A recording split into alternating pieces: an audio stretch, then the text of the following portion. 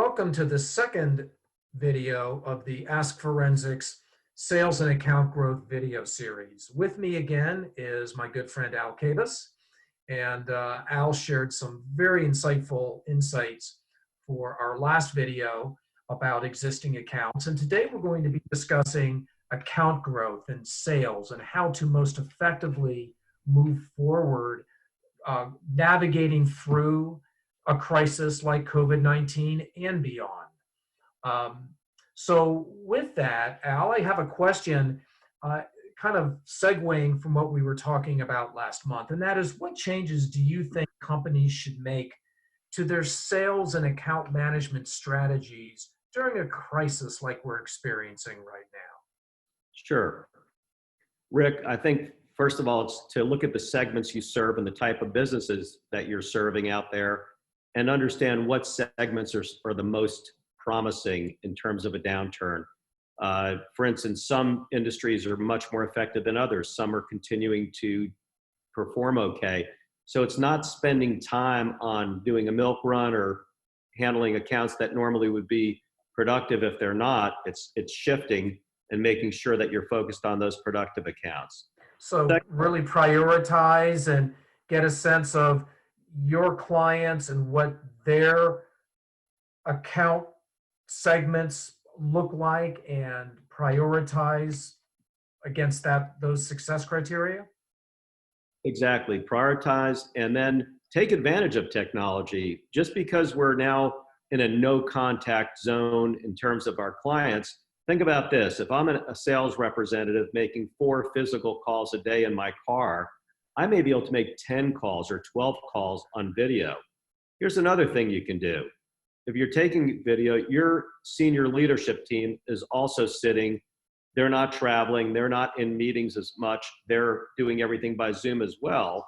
So why not have executive sponsorship? You could have the CEO of your company, the head of sales, join you in a call, maybe for 5 minutes. Think about the power of that. A lot of companies aren't thinking about how to leverage not only technology, but people in this non-touch era we're in. Well, that's a fantastic point. And Al, you bring up a comment I heard just the other day where one of our clients is presenting their proposal via a Zoom call, and they're rehearsing by Zoom to present by Zoom because no one can travel to the prospect. That can be a game changer when you think of bringing people together and the right levels within a presentation. No question. I believe that all goes a long way. It creates even a higher bond. You get to upscope not only within your organization, but you may be able to do that with a client and suggest, I'd like to have my head of sales or my CEO meet yours, depending on the size of the company.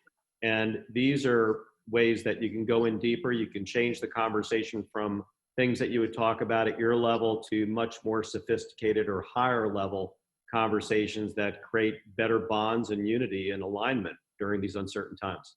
No, that's a great point.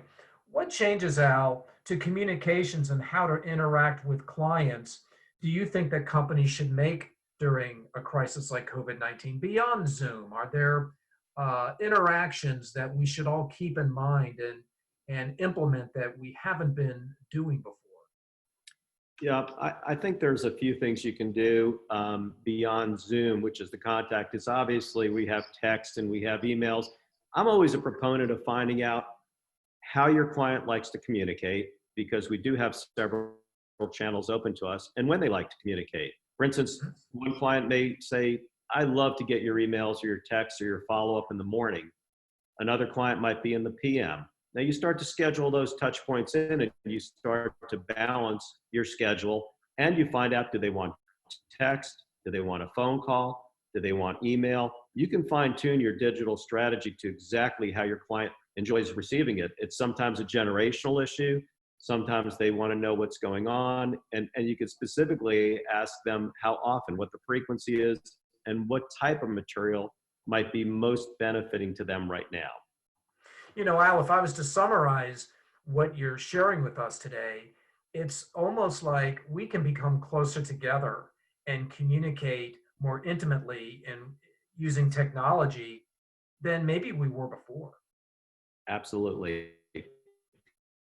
And people are going to be doing a lot more with less people. As we come out of this crisis with the amount of reductions in force that are going on in all industries for the most part, we're going to have to become more efficient. And technology is we've always known the dream of technology, and now we're forced into it.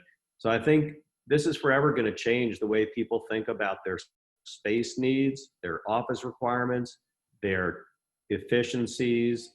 I think customers are going to feel differently about this interaction if they start to become extremely comfortable, which most people are, with digital.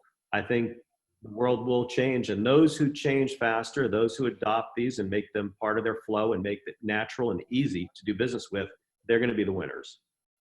Al, those are great points. And just in conclusion, what you're raising today synchronizes perfectly with all of the data that we've accumulated over the years on relationships and communications and being transparent. I mean, those are elements of account health that we have seen for years, and everything that you've been sharing today goes along with our longstanding findings. The takeaway, though, is it's going to be a different approach moving forward, but using the same important elements that have been so critical to success in the past. Agree. I think your business is very, very valuable in these times, Rick, with third-party knowledge. That's the other thing. There's a lot of uncertainty out there, and having some objective input at this time has never been more important. There's much more murkiness, there's change, and within change comes uncertainty and blind spots. And I believe that having good channel partners that can help put fog lights out there for us and clear up some of the confusion might really help as well. So the work you're doing is very important.